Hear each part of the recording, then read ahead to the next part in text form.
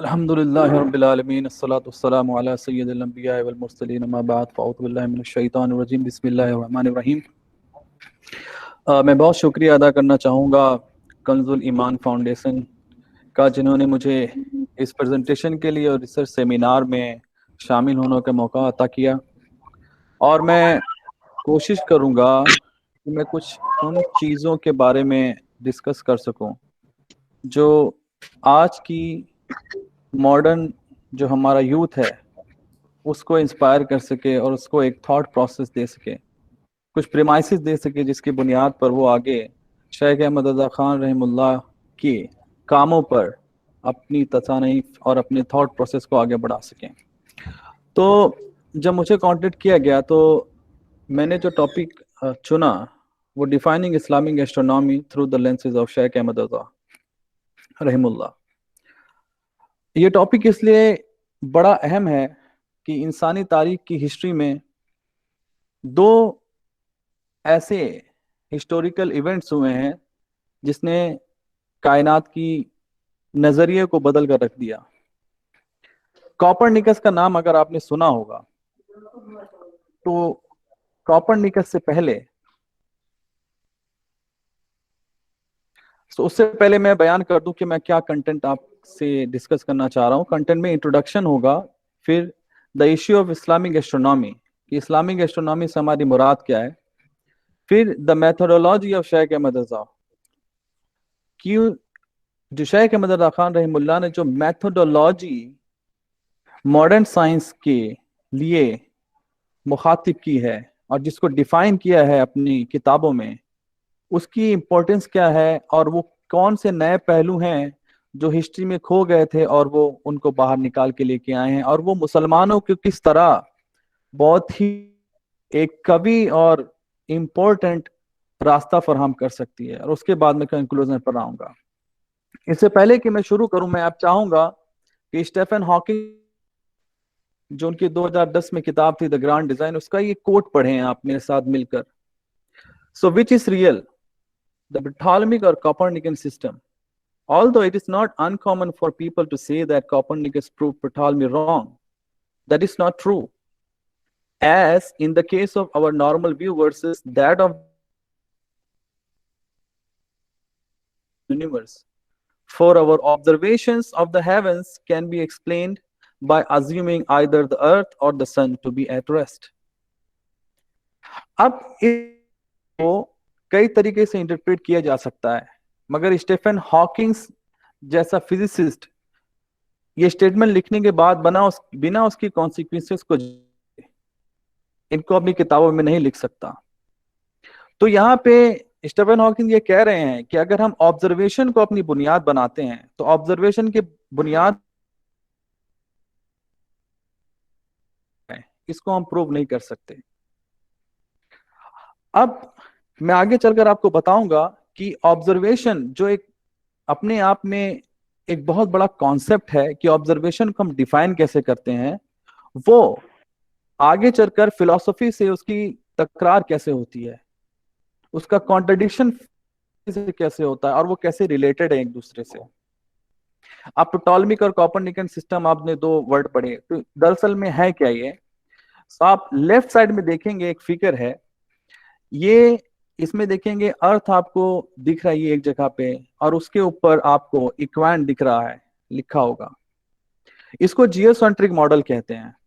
इस geocentric model में अर्थ को सेंटर में रखा गया, मगर जो प्लैनेट जो मूव करते हैं उनका जो सेंटर पॉइंट है वो अर्थ नहीं था, वो इक्वेंट था।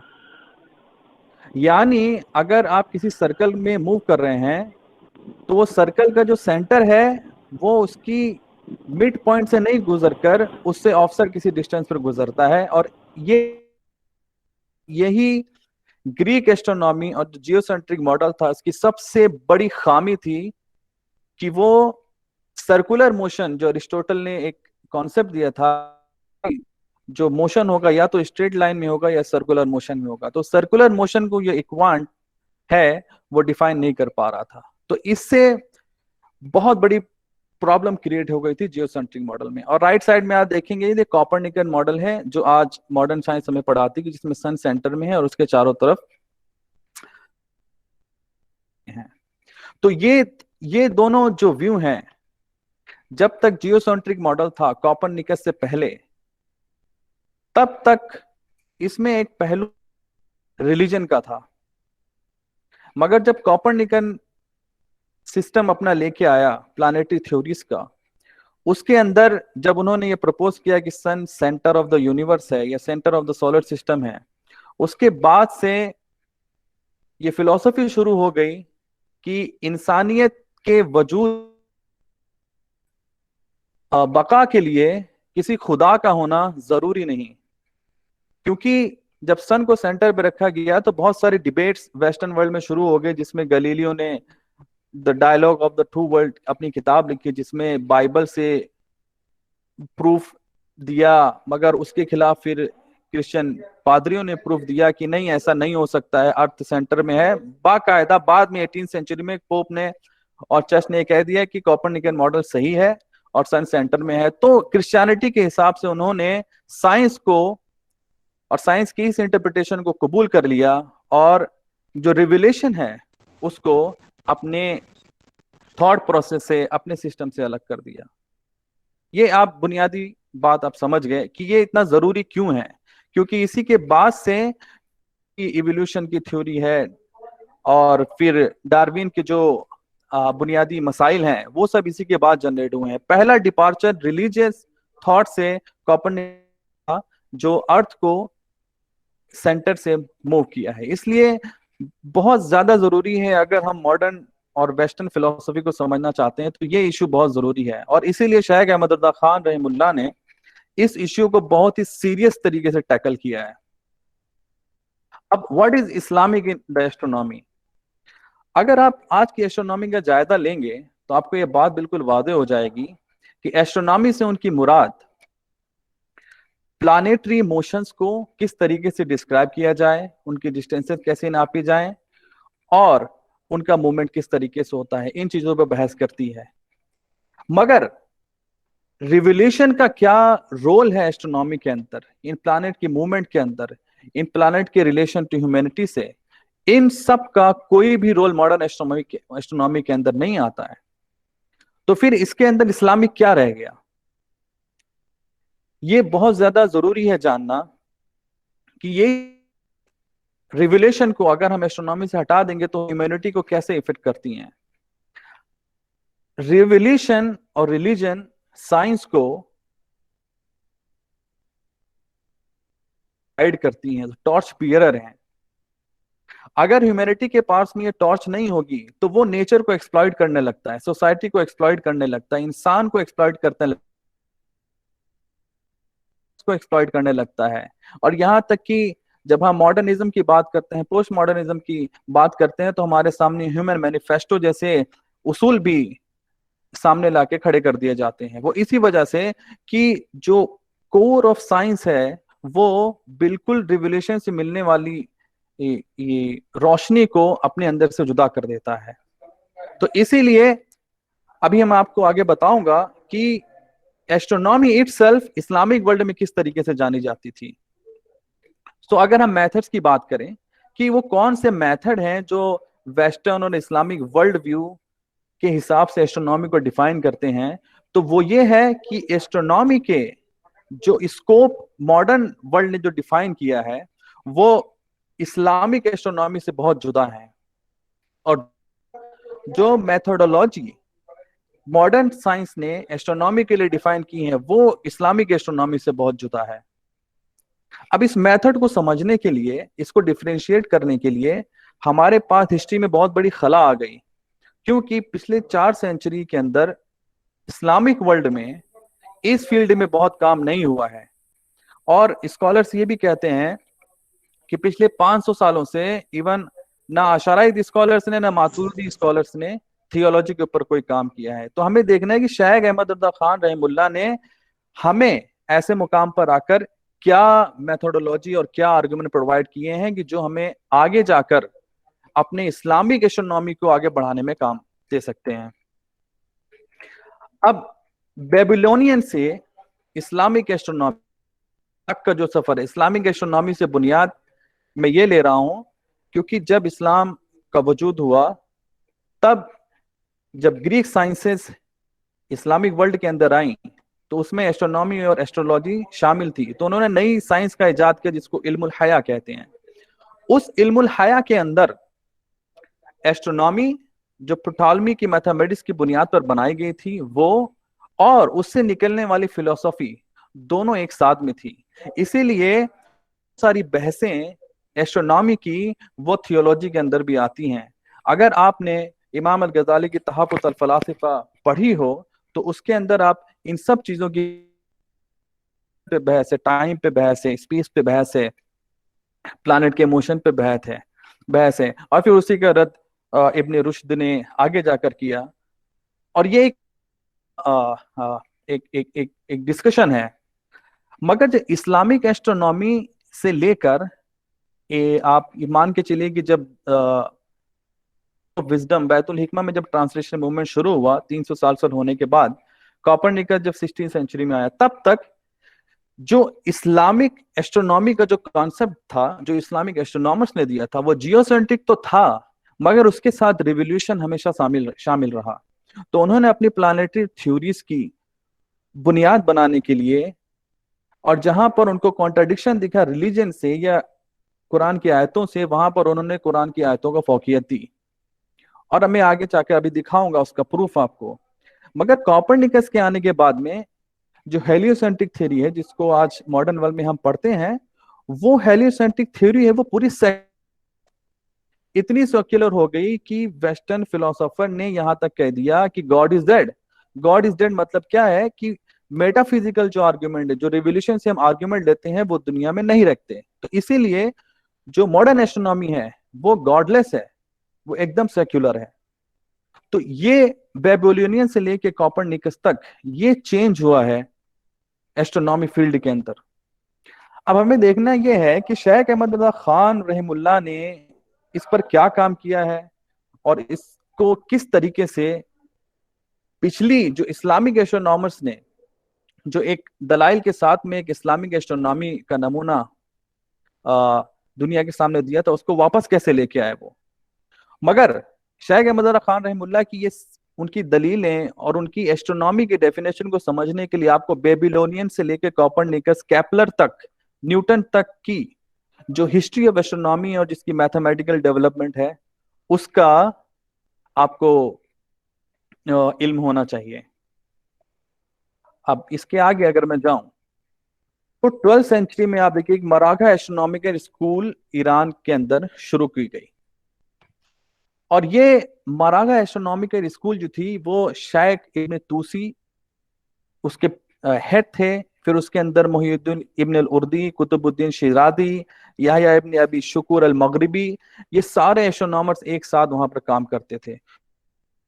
एस्ट्रोनॉमिकल स्कूल है जिन्होंने कई सारी किताबें प्रोड्यूस की, कई सारी टेबल्स एस्ट्रोनॉमी की प्रोड्यूस की, और आज तक जो modern research history of astronomy में जगह बा जगह कॉपरनिकस की किताबों में इनके मॉडल्स की सूरत वहां पर मिलती है। कहीं पर तो कॉपरनिकस ने सीधा सीधा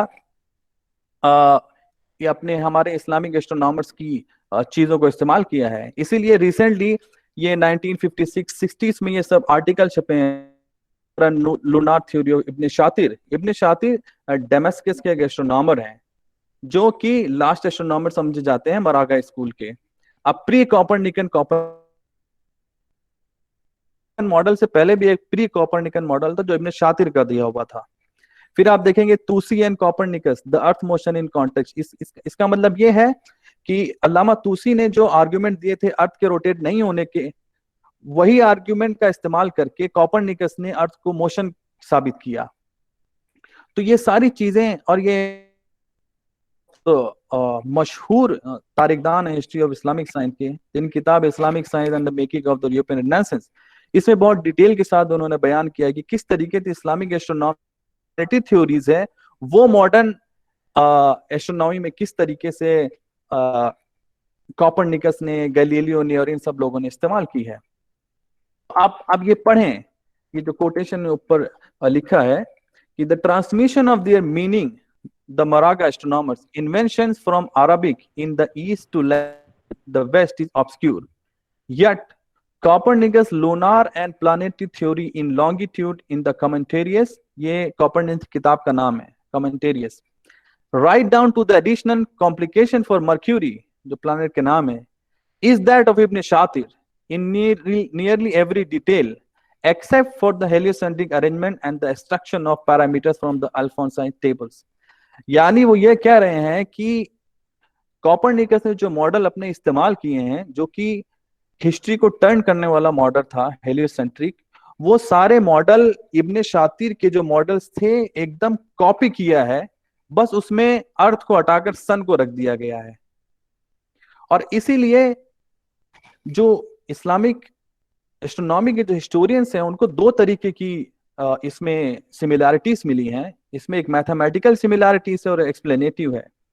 तो मैथमेटिकल सिमिलैरिटीज के अंदर जो मॉडल्स हैं जो कॉपरनिकस के हैं वो तूसी, अल्लामा तूसी के, अल्लामा उर्दी के हैं, और जो एक्सप्लेनेटिव आर्ग्यूमेंट जो इब्ने तूसी ने दिया था वो भी कॉपरनिकस ने डिट्टो अपने किताब में उसको नकल कर दिया है विदाउट रेफरेंस।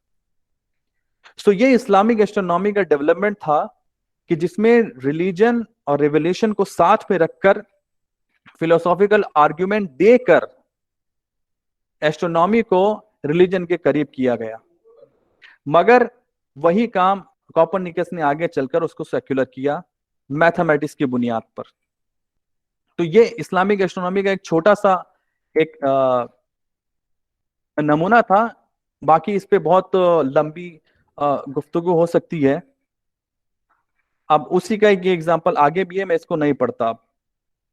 अब हमें यह देखना है कि शेख अहमद रजा खान रहीमुल्लाह ने इस्लामिक एस्ट्रोनॉमी को, जो ये सारी एस्ट्रोनॉमर्स 800 साल तक इस्लामिक एस्ट्रोनॉमी में जिन्होंने काम किया पिछले, उनकी सारी बहसों को और कॉपरनिकस से लेकर केपलर के लॉ तक को और उनकी हिस्ट्री की जो डेवलपमेंट हुई है एस्ट्रोनॉमी में, उनकी बहसों को, उनकी मैथमेटिकल डेवलपमेंट को शेख अहमद रजा खान ने किस तरीके से ग्रास्प किया है। और इतना ही नहीं, बेबीलोनियन से लेके इस्लामिक एस्ट्रोनॉमी तक जो भी बड़ी किताबें थी एस्ट्रोनॉमी की, चाहे प्टोलेमी की ले ले, चाहे अरिस्टोटल की ले ले, चाहे इन सब का इल्म जखीरा और इनकी हिस्ट्री शेख अहमद रजा खान रहीमुल्लाह ने पढ़ रखी थी। और यहां तक हिस्टोरियंस हैं जो अभी रिसर्च कर रहे हैं इस्लामिक एस्ट्रोनॉमी की हिस्ट्री पर, उनके पास इतने रेफरेंसेस नहीं हैं जितने कि शेख अहमद रजा खान ने अपनी 4 किताबों में, अहमद रजा खान ने हिंदुस्तान के अंदर जो एस्ट्रोनॉमी पे किताबें लिखी गई थी उनको भी इंक्लूड किया है, जो जॉर्ज सलीम।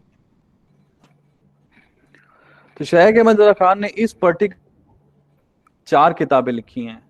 इसमें से फौज मुबीन है, नुज़ूल आयत फुरकान है, मोइन मुबीन है और अल कलिमतुल मुल्हिमा है। अब हमारे साथ, हमारे यूथ के साथ जो इस टॉपिक से बड़े मुतासिर हैं, उनको एक बड़ी गलतफहमी हो गई है। उनको गलतफहमी ये हो गई है कि आला हजरत ने अर्थ के मोशन को रद्द करने के लिए ये 4 किताबें लिखी हैं। मगर मैं ये आपको बड़ी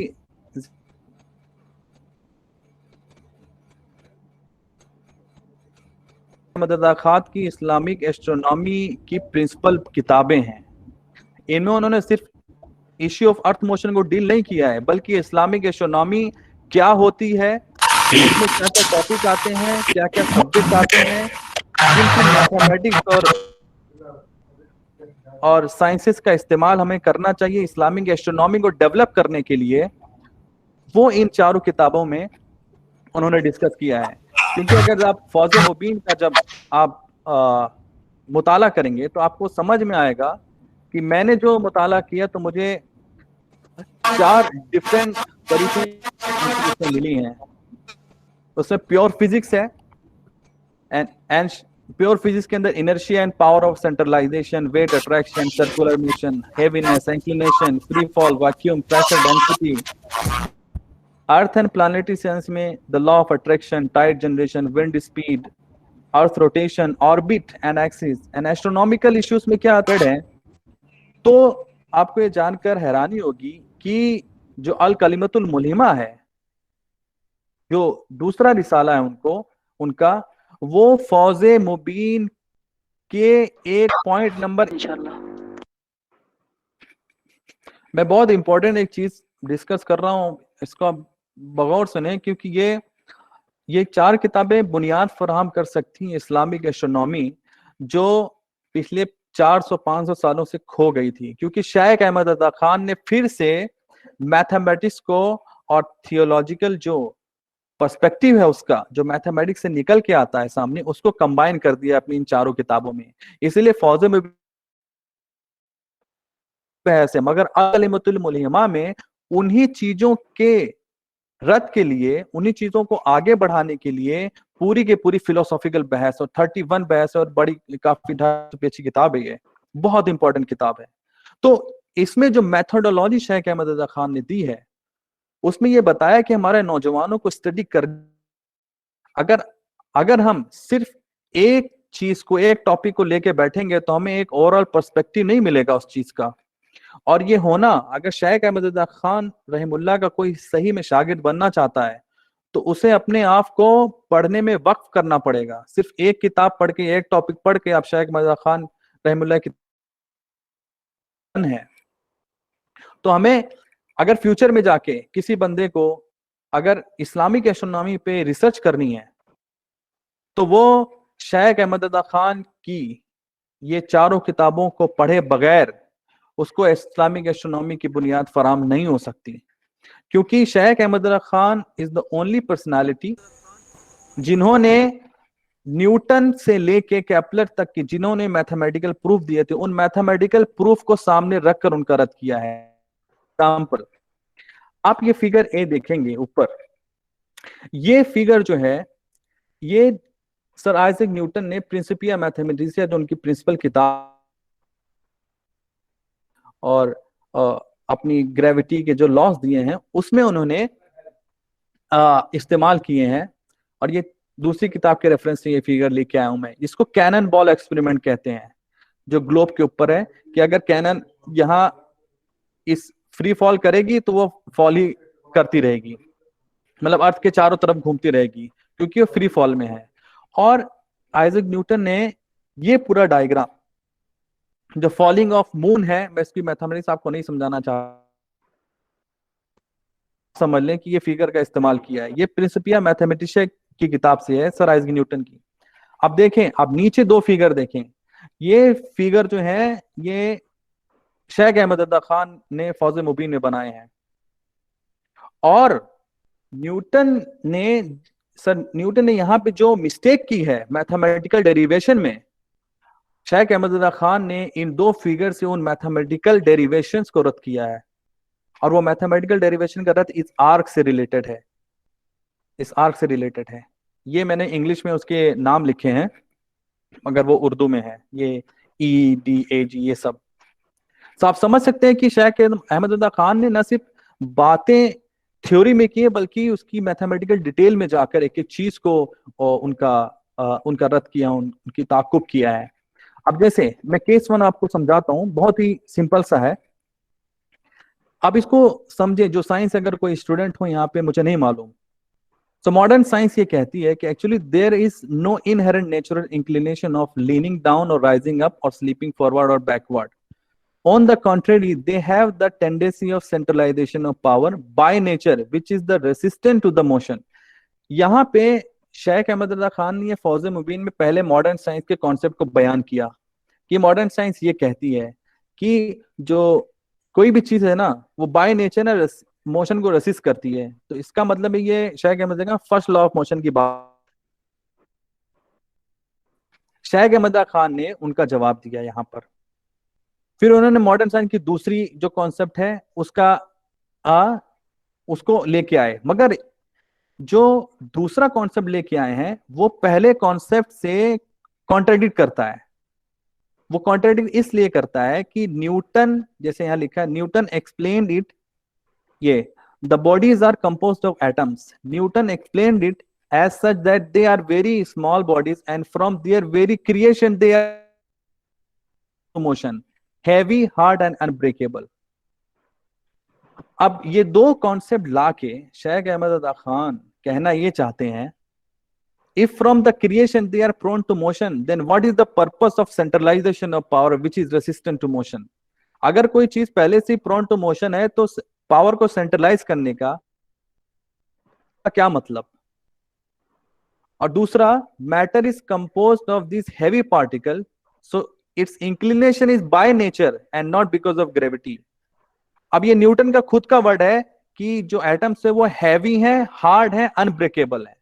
अगर वो हैवी हैं तो बाय नेचर उनके अंदर इंक्लिनेशन होना चाहिए, तो ये ग्रेविटी इंक्लिनेशन कहलाएगी.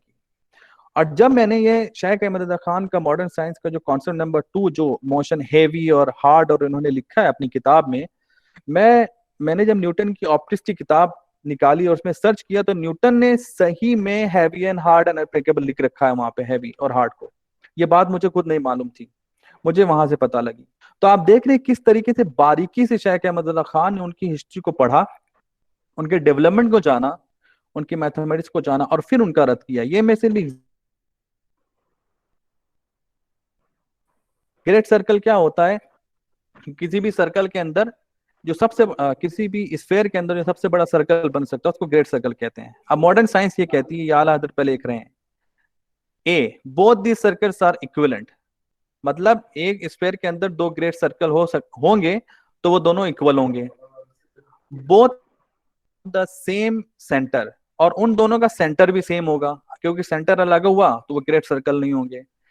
Both are the spheres of one and the same great sphere, और ये दोनों जो ग्रेट सर्कल हैं वो एक ही ग्रेट स्फेयर के पार्ट हैं. अब ये दोनों बयान करने के बाद इनका फिगर यहां बनाया, फिर उसकी दलील कहां से, यूक्लिड की प्रोपोजिशन 5 जो अगली किताब है एलिमेंट्स ऑफ ज्योमेट्री, उसमें ये थ्योरम है कि if two circles cut one another then they will not have the same centre. So modern astronomy की ये जो कंक्लूजन है कि एक ग्रेट स्फीयर में दो ग्रेट सर्कल हो सकते,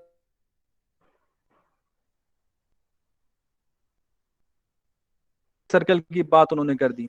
इसी तरह एक तीसरी बात की है कि जो अगर कोई पत्थर हवा में फेंका जाए तो वो अर्थ से लगी हुई जो एयर होती है उसके साथ आगे जाके मूव करेगी या नहीं करेगी.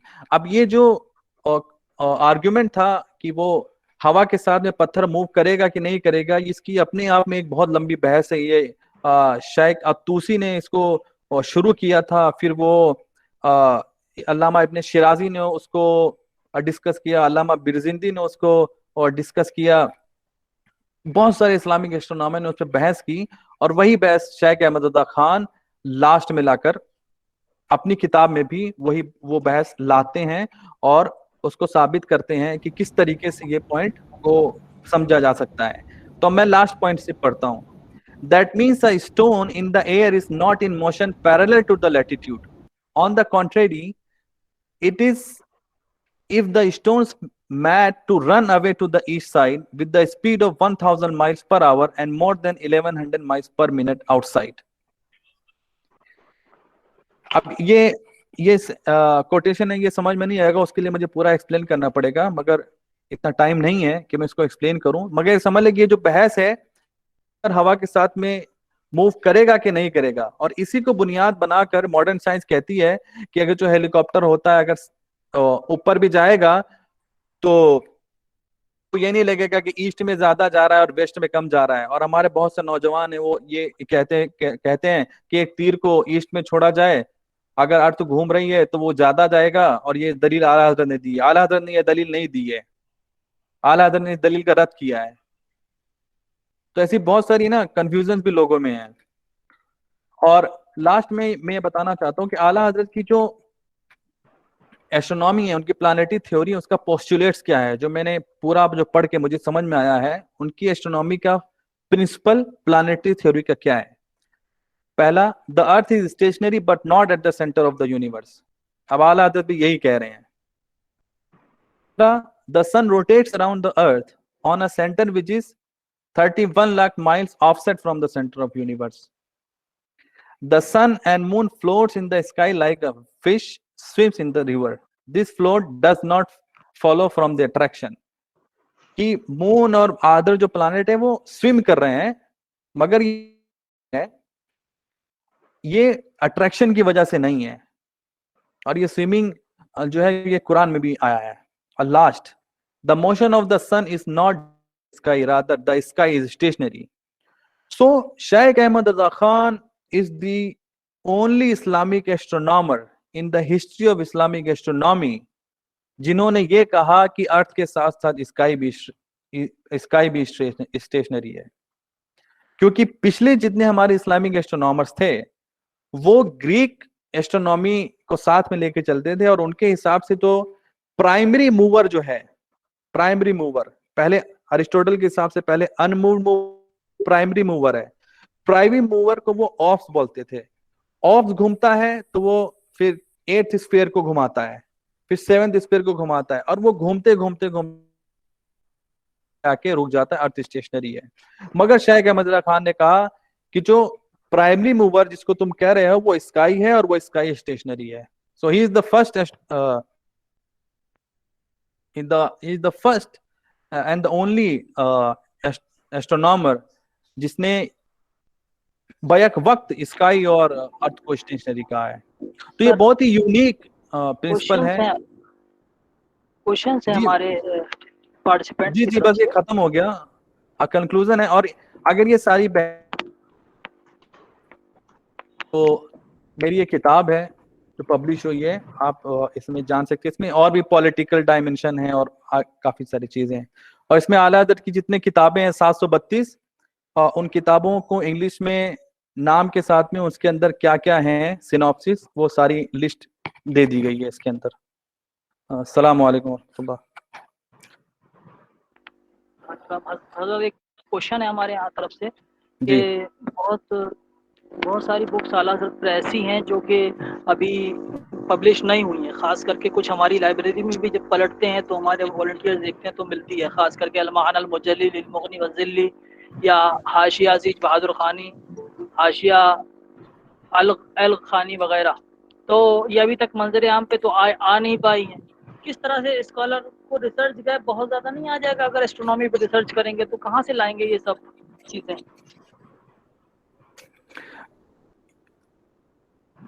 और फारसी तो उनको आती नहीं, बहुत ज़्यादा किताबें कुछ फारसी में भी. देखें, मैं ये तरकीब में आपको बता सकता हूँ. एक सजेशन है कि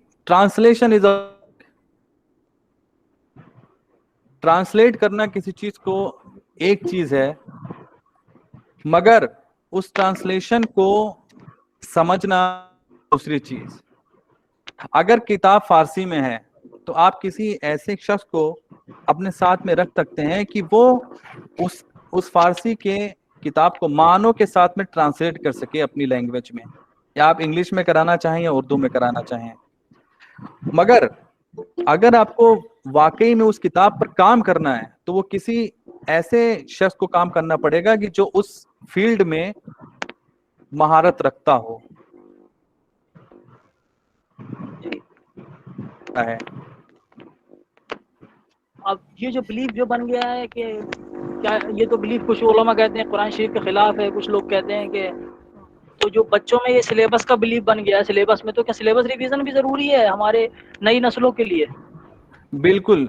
जहां तक अब हम पोस्ट मॉडर्न एरा में रह रहे हैं तो हमें बिल्कुल अपने सिलेबस को बहुत अच्छी तरीके से उसका एनालिसिस करना चाहिए, और खासकर मदरसों का. क्योंकि अब अगर मैं या फिजिक्स को सीख लें, ये मैं कंपलसरी नहीं कह रहा हूं, मगर उनसे निकलने वाली जो फिलोसॉफिकल बहसें हैं जिनकी वजह से हमारी कौम गुमराह हो जाती है, उसके आर्गुमेंट्स को एक्सेप्ट कर लेती है, वो नंबर्स नहीं है, वो डेटा नहीं है, वो डेटा का इंटरप्रिटेशन है, वो निकलने वाली फिलोसफी है जो डेटा से मॉडर्न जो साइंटिस्ट हैं, मॉडर्न फिजिसिस्ट हैं, उसको नरेट जो करते हैं. इसीलिए अगर एस्ट्रोनॉमी का कोई डेटा है, मैं डेटा लिया, मैं उसको इंटरप्रिटेट कैसे कर रहा हूँ, मैं उसको एक्सप्लेन कैसे कर रहा हूँ, यहाँ पे बायसनेस आती है मॉडर्न वर्ल्ड के एस्ट्रोनॉमर्स की एंड साइंटिस्ट की, और यहाँ दाखिल करना, उनको समझाना, ये बहुत ज्यादा जरूरी है। शुक्रिया नसीब साहब, माशाल्लाह जो है बहुत अच्छी